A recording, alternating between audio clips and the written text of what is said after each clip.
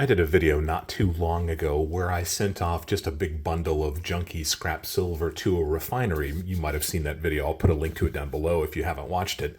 Just an interesting process. But the reason that I did that is because I'd come across something at a local dealer that was out of the blue and was quite expensive, and I felt like I needed to rationalize. I felt like I needed to somehow to pay for some of this.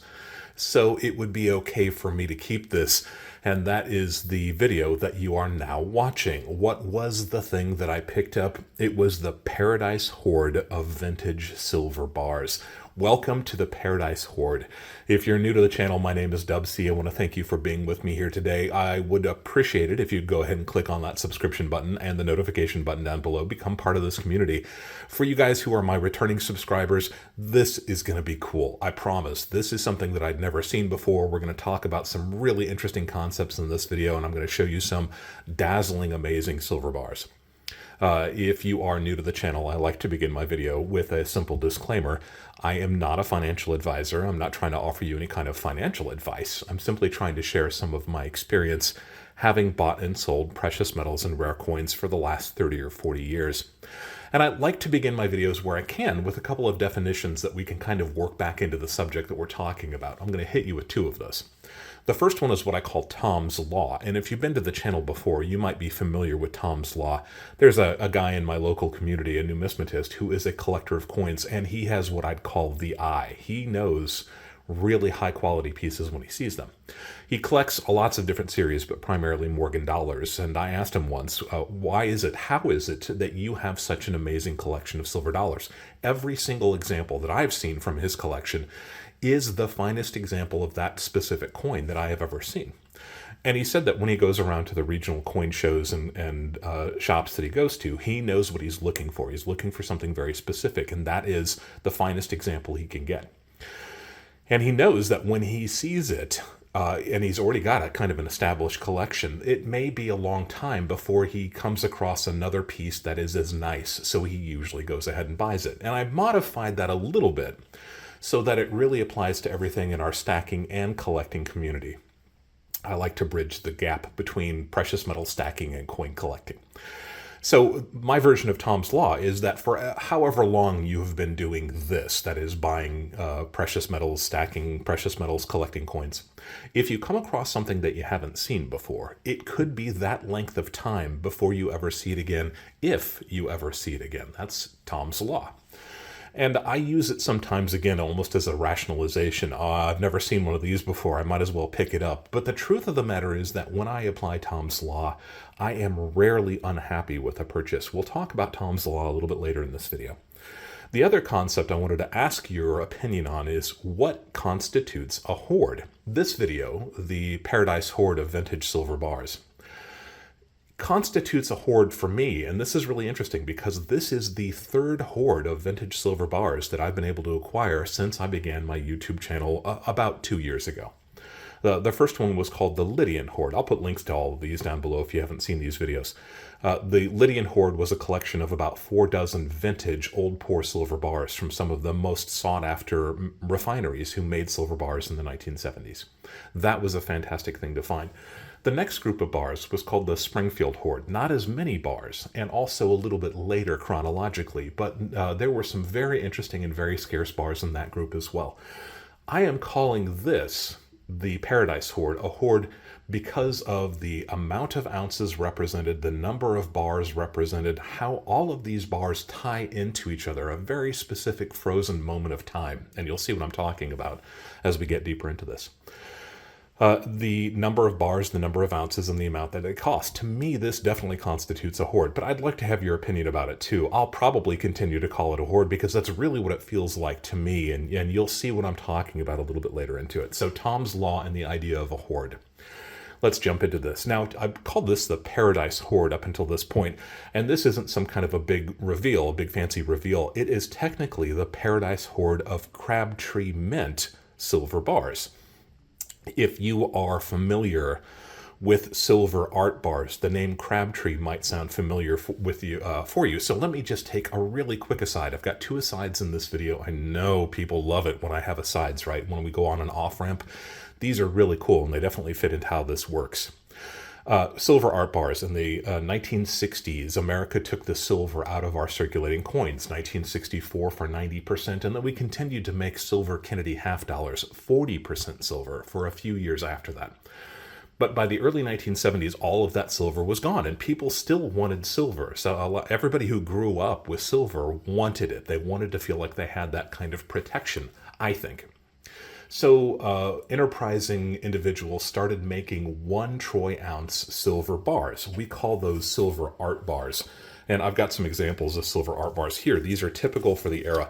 They are almost all the same size. They are almost all the same purity, which is 3/9 fine silver. And more importantly, and this is really interesting, is that almost all of these are 1 troy ounce of pure silver. 1 troy ounce of pure silver.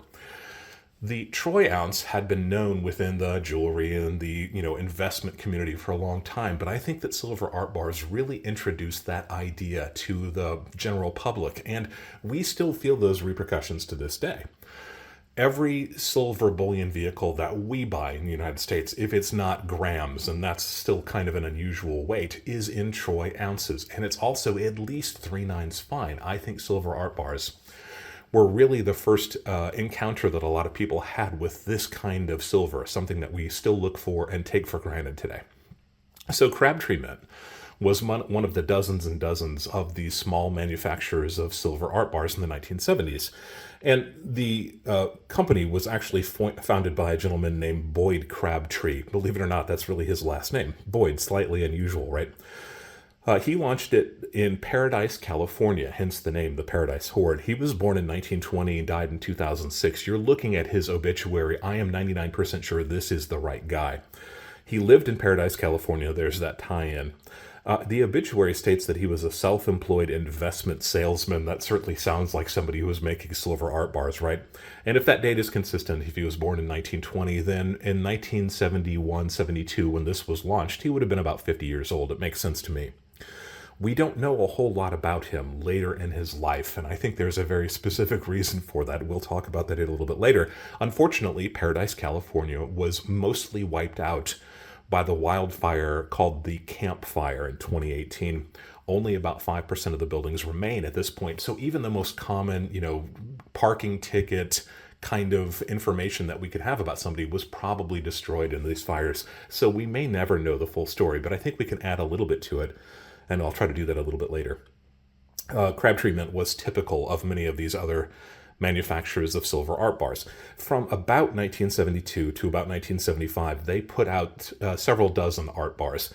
But he did something that was a little bit different. We'll definitely talk about that here. The number of bars that he produced slowed way down in 1976. He only put out 3 bars, and by 1977, it was a single bar. And we don't have anything after that. So his Crabtree Mint went by the wayside in 1977, and I think that that is typical of the companies that were making these silver art bars. What happened in 1976 that might have caused this? The bicentennial, American bicentennial. Silver art bars were incredibly popular. It was almost a fad, but as we geared up, as we, the United States, geared up to the bicentennial, starting really in about 1973, but definitely picking up steam in 1975. Everybody was putting out silver medals, silver medallions, special sterling silver keepsakes. Even the United States Mint was putting out those bicentennial pieces. So I think that there was such a flood of silver on the market that it really just kind of wiped away the silver art bar community. I think that they came back in fits and starts in the 1980s, but nothing that really rivaled the early 1970s. So Boyd was doing what everybody was doing at this time, putting out these art bars, but he had a different take on these. And this is, I think, really significant. Check these out. Now, he put out silver art bars that were very kind of common and typical. Here's an example of one of his happy birthday silver art bars. That's a really common theme. You saw art bars made for pretty much every holiday, every special event. Here's an anniversary bar that was a Crabtree Mint bar. So you can see these are really typical. But again, he was doing something a little bit different. While everybody else was putting out these silver art bars that celebrated things like New Year's Eve with a couple of champagne glasses, he was also putting out barter bars. So this actually said barter on them. In other words, he was focusing on that intrinsic silver value on his pieces. All of these silver art bars were 1 troy ounce of pure silver, nothing different about that. But he recognized that this was almost kind of a pseudo replacement for currency. I want you to think about that. Here's an example of one of his bars that had these divisions built into it. So you could literally snap these apart and use fractions of an ounce, in almost like a subsidiary coinage kind of way. That's something that we have seen kind of reemerge in recent years in the silver stacking community. But this guy was doing it 50 years ago. Interesting, right? Here's an example of one of his rounds that also had those pre-made divisions in it. You can see that he was kind of thinking almost ahead of the curve, I think, and it's kind of an interesting thing. It sets him apart from a lot of other of these silver art bar makers. But then he disappears in 1977. All of the sudden, in 1985, he reemerges. Crabtree starts making silver bars again, and this was after almost a 10-year hiatus, right? 7 or 8 years, something like that, with nothing. And then all of a sudden, he puts out these silver bars. What are these? Well, this is part of what I picked up, and this is kind of interesting. These are all silver bars made by the Crabtree Mint in 1985. You can see that they've got serial numbers. I'm a big fan of serial numbers on silver art bars. I think they add a little bit of originality, a little bit of uniqueness to these people. My fellow collectors of silver art bars probably nodding their heads, something that you probably look forward to. But more important than that, this group of 4 bars are all sequential, and those serial numbers are all quite low. You're looking at triple zero 0332, so 3 zeros and then 332 down here below. See if I can get it in focus. These bars also represent 333, 334, and 335. So these are all quite low in terms of serial number. They're also sequential. What does that tell us? I don't know for sure, and you're going to have to go with me on several hypotheses on this adventure because we just don't know very much about these. But when you see early serial numbers and they are sequential, that is an indication at least that the person that paid for these, who bought these originally, might have bought them directly from the manufacturer. It stands to reason the longer they've been out in circulation, the more chances that 1 or 2 of them would be sold and would break up that continuous serial number chain, right? More interesting, though, is the back of this. We already said that Boyd was a little bit different in that he was talking about the intrinsic value, but you see here Crabtree Mint, Paradise, California, will pay to the bearer on demand silver spot price. No commission will be charged. Redeemable for $50 at a $50 spot price. Collector Series number 1. Collector Series number 1 is kind of cool, too. What he's saying here is if the price of silver gets up to $50 an ounce, he'll buy these back at $50 an ounce. Now, that's not a very heavy lift, right? Anybody who has a silver art bar, if they are 1 troy ounce of pure silver and silver gets up to $50 an ounce, all of them are going to be worth $50. But at least he was talking about it. And these bars with that $50 denomination on them, I think is really significant. We'll definitely talk about that a little bit later. Low security, social serial numbers, social security numbers, low serial numbers, sequential serial numbers, and a $50 face value. I think that's really interesting. That reminds me of a lot of stuff. So let's go ahead and take another off ramp. I promise this one's going to be really brief, but I think it's significant. I think it's important, and I think you'll see exactly why. These bars with a face value, pure silver with a face value, reminds me of Liberty dollars. And if you are of a certain age, if you've been stacking for a while, that name is going to sound really familiar. Also under the banner of Norfed. And these were made by a gentleman named Bernard von Nothaus in the early 1990s. He was a metallist. He owned something called the Royal Hawaiian Mint. It's a private mint. And he made metals that are actually kind of collectible, very pretty pieces. But I think he was trying to push the envelope. And he, kind of like Boyd Crabtree, produced silver coins, silver rounds that had a face value. And this face value wasn't like the typical rounds of the time that have a silver trade unit kind of philosophy behind them. His bars, or his coins, his rounds, USA, right? This piece is beautifully toned, isn't it? USA, $10. And you can see there's the dollar sign and it says 10. He wasn't kidding around. He was denominating these bullion rounds in US currency.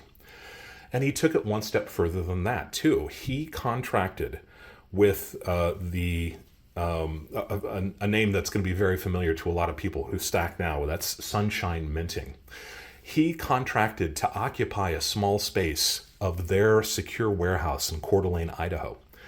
and he stacked precious metals in there. Now, I think some of it was silver, some of it was gold, and it's my understanding that some of it was even platinum. That's not that unusual, but what he did next was very unusual.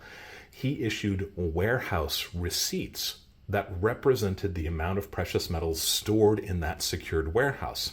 You're looking at one of them right now. I think they are absolutely beautiful pieces. These have become highly collectible also. What these represent is the physical precious metals on hand, and these certificates tied directly to those precious metals essentially created a competing currency with American fiat currency. Anybody who wanted their currency backed by actual gold and silver, just like it used to be back before 1933. This was an opportunity to do this, and these became incredibly successful for a very short period of time, but then the Secret Service cracked down, and the CIA and the FBI and everybody else wanted a piece also. They grabbed Bernard von Nothaus, they threw him in prison, they confiscated millions of dollars in precious metals, and they were going to charge him with all sorts of crimes like conspiracy and mail fraud for creating a competing currency with American currency. It was a nasty legal battle. He wound up in prison, but the judge that was overseeing this kind of recognized that he was on the up and up as far as it could be seen. They disagreed that he was really trying to create a competing currency with America's currency. And instead of 26 years in prison, he got 1 year of probation. And as soon as that was over with, he was kind of off the hook. It's my understanding that he's kind of still doing this to this day. Does that sound familiar? I want you to think about this. Attractive, collectible, privately made certificates, sometimes made out of physical precious metals, denominated in US dollars, sold through associates and merchants who receive a commission on them or who can buy them in bulk at discount and then sell them for a profit to other people who are interested in buying these. Does that sound like something you've seen come on the market in the bullion field in the last 5 years?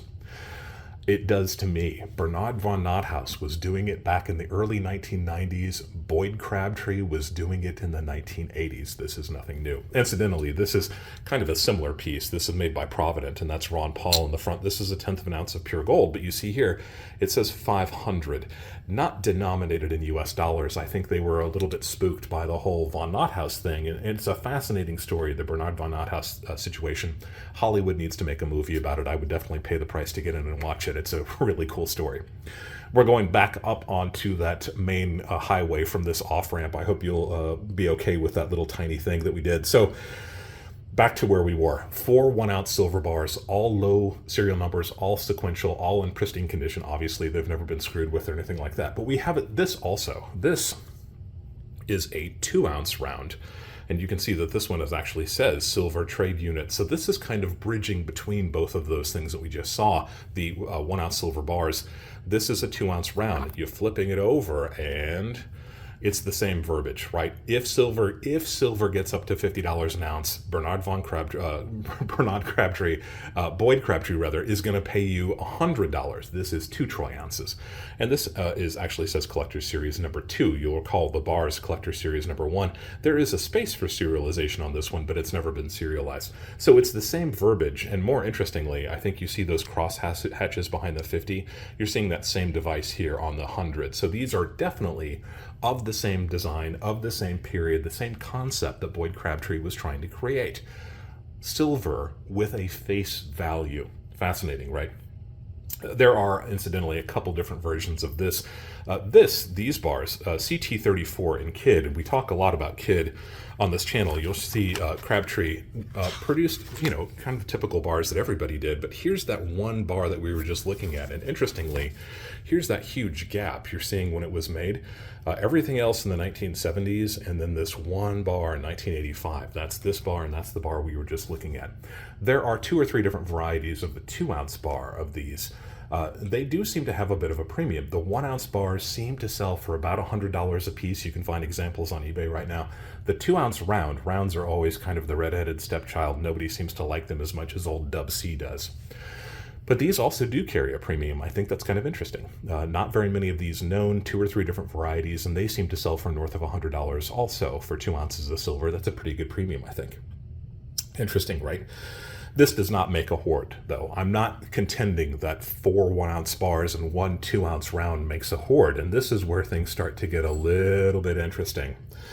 So, when I walked into my dealer on that fateful day we're talking about a month ago, and the first words out of my mouth, out of my dealer's mouth, was, "I've got something here that I've never seen before, but you may find it interesting."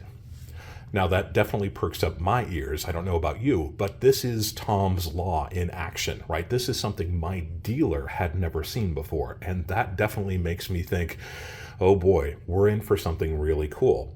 So what I'll talk about here for just a second is what this is that my dealer picked up and showed to me from across the room. And it's this.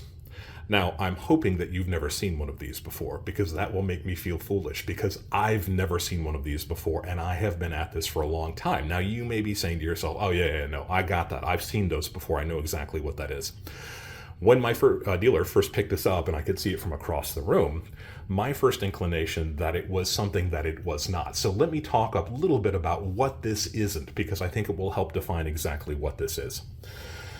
There were, in the 1980s and 1990s, classic American banknotes. I'm talking, fancy $1 bills and $5 bills that were made out of pure silver as kind of an homage to those classic pieces. And those were popular for a brief period of time. Those pieces, and you're seeing a picture of one of them here, usually made out of 1 troy ounce of silver, so they were quite thin. But, paper money is quite thin to begin with. 1 troy ounce of pretty design, kind of a neat thing. And then they started making them out of 4 troy ounces, and they called those quarter pounder, which doesn't really make a lot of sense. Yeah, 4 troy ounces, I guess, is 1/4 of 16, and I may be splitting hairs here, but a troy pound is actually 12 troy ounces. I know, it's kind of a silly concept. So those classic silver bars made out of either 1 troy ounce or 4 troy ounce, all the way up to about 1/3 of a troy pound. 4 troy ounces is nothing to sneeze at. That's not what this is. That's what I thought this was, but this is not what this is.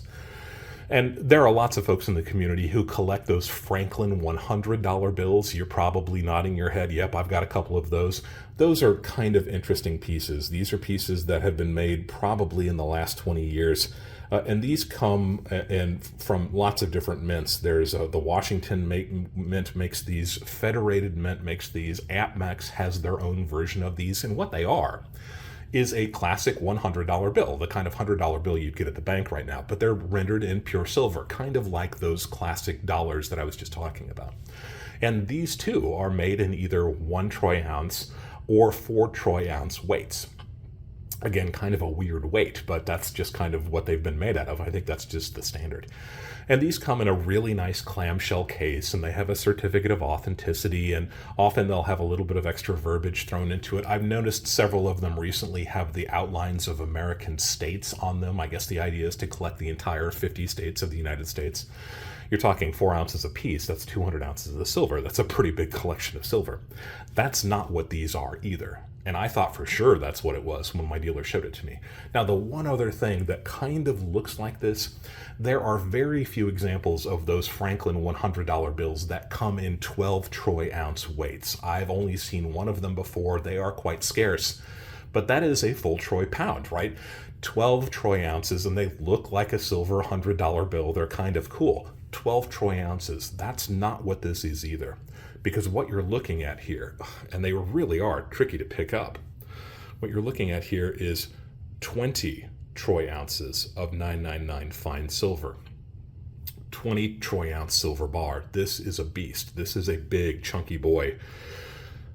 I've actually put this on the Sigma. I won't bother you with that. And it's 4/9 fine. And I have put these on my digital scale, 20.2 troy ounces. These are big, beefy silver bars. What is this? I thought, after I'd had a chance to pick it up and look at it, that it was the same thing as these or the silver round, right? This is Boyd Crabtree saying, if the price of silver gets up to $50 an ounce, he'll reimburse you for these 20 ounce bars. That's not what this is either. So what is this? This is probably construed as a legally binding document. You can see here it says silver contract note. And this is $1,000 in face value. He's got the similar verbiage to what we saw on the back of the bars in that silver round, but this is different. This is different from those because he says that he will reimburse you this $1,000 in U.S. currency. So it's the Crabtree Mint will pay $1,000 in Federal Reserve notes to the bearer of this silver contract. He's saying the bearer of this silver contract note after December 25th, 1988, or when the price of silver is $50 per ounce. Or when the price of silver is $50 per ounce, whichever comes first. This is different from those other ones. In this one, he's saying, no matter what the price of silver is, I will pay you $1,000 for this note, this legal note, on December 25th of 1988, or when silver hits $50 an ounce, whichever comes first. This is heavy. This is serious. And you can see, I want to draw your attention to this little thing that you probably didn't even notice, signature and serial number on the reverse. Let's talk a little bit about this. This bar is exceptional. I've been around silver bars for a long time, and I don't go wow very often. Unfortunately, of course, the camera is not going to display it very well. This is super proof-like finish, right? And these devices, we call this acanthus scrolls. This is the same kind of thing you'd see engraved on really beautiful vintage firearms. This is really beautiful rendered, really nice frosty. The design is just really cool. It looks like something very valuable. That's tricky to do when you're making something out of pure silver. Again, 20 troy ounces of 999 fine silver. The rendition of Abraham Lincoln is really beautifully rendered. This is really cool. Frosted versus the high mirrored proof. It's a really well done bar, and this is that same kind of verbiage that we see in the Constitution about the importance of silver currency. What really makes this unique is the back of the bar. So let me flip it over here, and I'll show you what this is. This is the reference that we saw down at the very bottom. I'll show that to you again. This actually says personal note, right? This is important. This is signed by Boyd Crabtree himself and dated, signed and dated personal note. And you can tell that's his signature there because it's identical to what's integral in the bar, right? Boyd Crabtree actually signed this piece himself. You're looking at a legal definition of what he was talking about here. This is an actual legally binding contract, a written promise to repay a specific amount of money on agreed upon terms at a specific time. So you're looking at this from a legal website that talks about how legally binding this contract is. He's into it for $1,000. I want to draw your attention to the registration number here, also C3. Again, that's a reference to what we saw down here at the bottom with the fact that the signature and the serial numbers will be on the reverse of this bar. That's definitely significant. This is pretty cool. This is something I'd never seen before. This is Tom's Law in action, and you're starting to get an idea of why I thought this was significant. Making sure these guys are out of the way, because when I walked into the store on that fateful day, it wasn't just one of these. It was two of them. And you can see that there is some definite heft to these pieces, and I am all about the heft. I love that. Interestingly, two of these bars. Now we're talking about 40 troy ounces plus another 6 troy ounces. Are we at a hoard yet? Because it wasn't just two of them. It was 3 of them.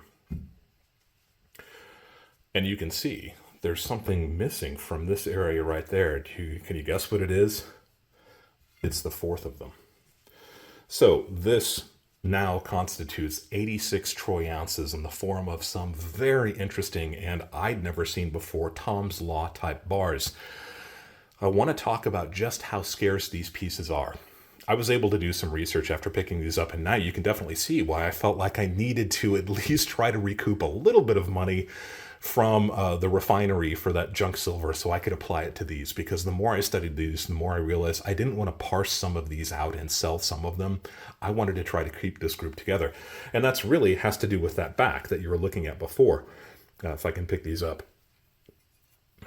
You see the registration number on that right there, C3. Again, keep that in mind, and this date, 9/1/85. When I was doing research on these pieces, I found 3 examples that had sold in the past. 2 actually that had sold many years ago. One of them is on eBay right now, and you're looking at a picture of that. Incidentally, this seller is looking for $1,250 for this bar at 20 ounces of silver, with silver somewhere in that $30 per ounce range. They're asking double the value of silver for one of these bars. I think they're probably on the right track with these. So what's interesting, that bar is missing this personal note from the back of it. In fact, both of those other bars, so 3 of the bars that I was able to find that are either for sale currently or sold in the past, are missing these personal notes. Interesting. I was able to find a couple of other examples that somebody posted on Reddit about 8 or 9 months ago. Reddit's just a social media site. And they posted these images, and both of their bars still have the personal note attached. In fact, those personal notes are sequential also. Those notes are number 112 and 113. You're looking at an image of those bars right now. So why is that significant? I think that's significant because we're looking at the registration number on this, and we're looking at the dates down below. If you haven't figured it out yet, this is number C3 in this series, C1, C2, and C4. So these are all sequentially numbered also. I contend that these are very low serial numbers. We'll talk about that in just a second. So of those bars that were on Reddit, number 112 and 113, but they were dated 9/1985, which is about 3 weeks after these bars were dated. I think that's interesting too.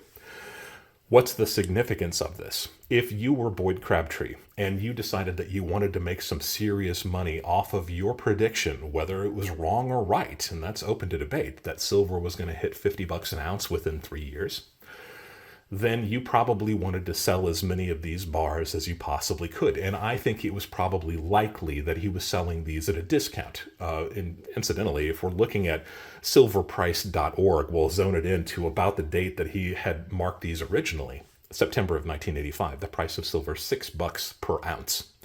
So again, $6 per ounce by by 20 ounces, somewhere around $120 worth of silver. Obviously, these bars cost a lot of money to make also. So was he selling these for $150? Probably more than that. Was he selling them for $200 or $300?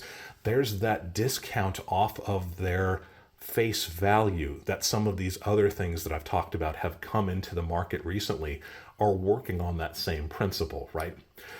He was probably selling these, let's say theoretically, for $500 a piece. Is he a genius selling $120 worth of silver for $500 theoretically?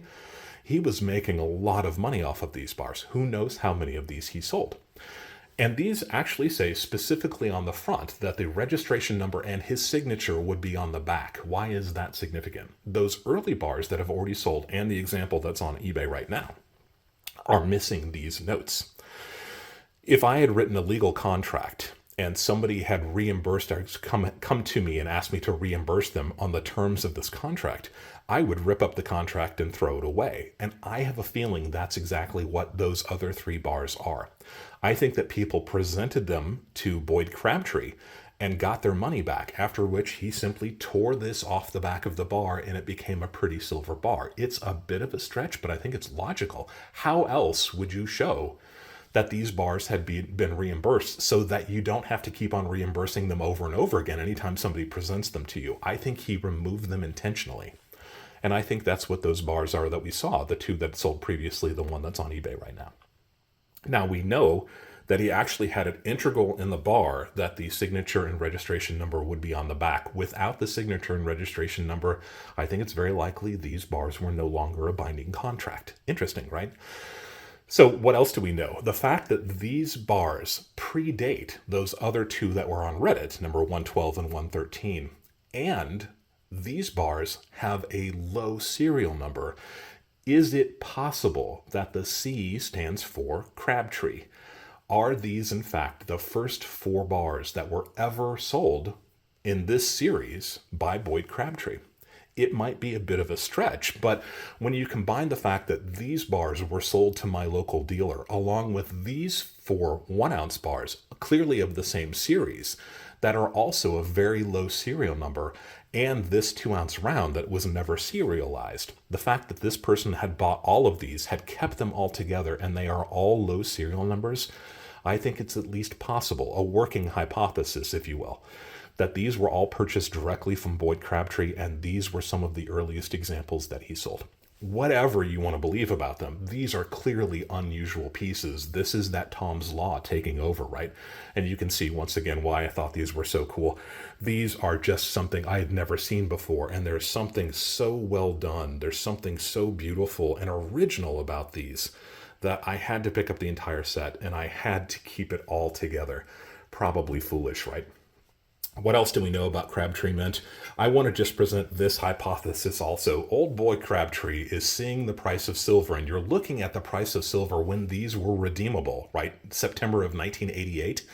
The price of silver from 1985 to 1988 had gone all the way up to $6.17 per ounce. So people were starting to get antsy. They were going to contact old boy Crabtree and they were going to demand their $1,000. So I get this image of Boyd Crabtree packing up his suitcase in the middle of the night and sneaking out the bedroom window while people are beating on his door wanting their $1,000. I think that may be why we just don't know very much about old Boyd Crabtree after this date. I think it's at least possible. Maybe he was on the up and up. Maybe he genuinely believed that silver was going to skyrocket to $50 an ounce. I think this is a good lesson for everybody who sees other YouTubers who scream and rant and rave about the price of silver going to the moon. This is something that Boyd Crabtree was absolutely convinced was going to happen 40 years ago, and it just didn't work out that way. The price of silver did finally get up to $49 and change, but that didn't happen until 2011. So was he a visionary ahead of his time, or was he a bit of a con man who was looking to make a fast buck? If these were crap quality, and I've seen so many pieces of junk that were made back in the 70s and 80s, I would be inclined to believe that. These are so well done. Either he was convinced himself or he was genuinely trying to convince people who had the money to buy these things from him that he was on the right track and silver was going to skyrocket to $50 an ounce. I think they're fascinating. This is that frozen moment in time, and that's why I wanted to keep this entire collection together. I did have a chance to do a little bit of research about these a little bit later after I kind of started writing this video. And I think it's really interesting. We know of a website called Silver Around the World. I don't talk about them or use them very much, but they're a pretty good website. You're looking at a quote from them. Although Crabtree Mint was a prolific producer of bars and rounds in the 1970s and 1980s, quote, very little of the company's history can be established. Is it possible that this is why that Boyd got himself into some hot water and had to leave town? I think it's at least possible. We don't know how many of these bars were made.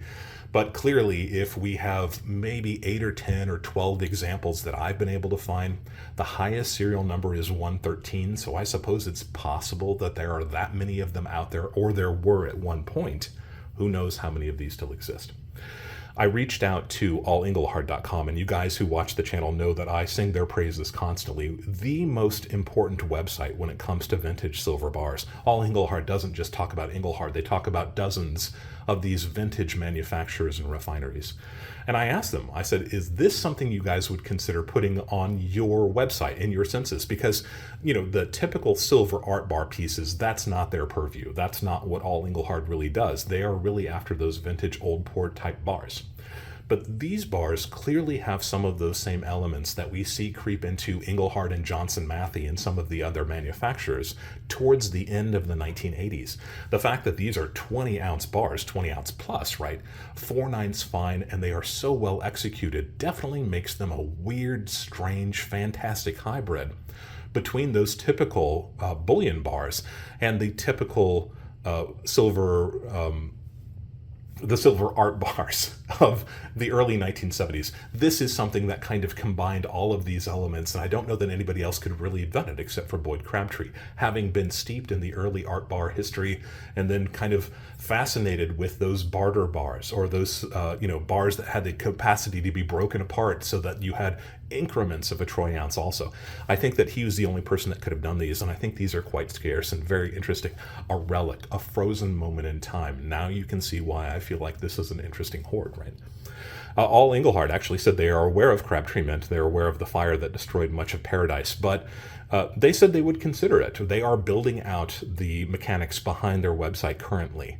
And they said that once that is finished, and their intention has always been to add even more manufacturers as they have the capacity. And they said they would at least consider these. I think that's really cool. I think it would be neat to see these pieces on All Engelhard. I do feel like they kind of deserve to be up there. Let me know your thoughts. What do you think about this? What do you think about the Paradise Hoard of Crabtree Mint bars? A fascinating frozen moment in time that I had never encountered before. I think he was onto something that has influenced our precious metals history from the 1980s, actually even earlier than that, with those barter bars in the 1970s, all the way up until the current time. Beautiful, fantastic, original, exciting, well-executed, heavy silver bars that I'd never seen before. If you have examples of the big bars, not so much the small bars, if you've got examples of these, definitely let me know. I'd like to know. I don't know if I'm going to start a census and try to count these, but then again, what would it take if there's only a couple dozen of these out there? It wouldn't be that difficult. If you've ever encountered them before, let me know that too. Let me know your thoughts about these. Am I off the base completely? Am I completely off the mark? Is this not interesting at all to you? I get it. Do you see the kind of silver gossamer thread that leads all the way back to the early silver art bars in these 1985 produced 20-ounce silver bars? I'd love to know your thoughts about that too. If you just completely hate them, let me know that too, I guess. I'd be interested to know those opinions too. If you have questions about anything we talked about, leave that down below. You guys know that I like to say, if you've got a question, there's a good chance somebody else has that question. Let's see if we can answer it for everybody. And I recently launched a series of videos called Subscriber Question and Answer. So if you're asking a question or you're making a comment that I think I can take a deeper dive into and produce an entire video about, I'll do an entire video about your comment or question. I'll give you a great big shout out. That's a fun way to have an entire video dedicated to you on the internet. If you have not yet subscribed to the channel, love to go ahead and get you to click on that subscription button, become part of this community. I premiere videos every Friday evening. Hopefully you're watching this video with me on a Friday night. I'm usually there to answer questions and talk about the video as it's playing for the first time, and we often go live immediately after with a live stream, and those are a blast. That's a lot of fun to ask questions about what we talk about in the videos that premiered. It's a great way to ask other questions about precious metals and rare coins. You can talk with other people in the community. It's just a fantastic way to start the weekend. I really look forward to those. Hopefully you're joining me for one of those. If you're not, mark your calendars, join me for next Friday. Click on that subscription button. Always be learning. And you can see why I say that. Always be learning. And thank you for allowing me to be a part of your journey as we both go deeper into the world of coins and physical precious metals.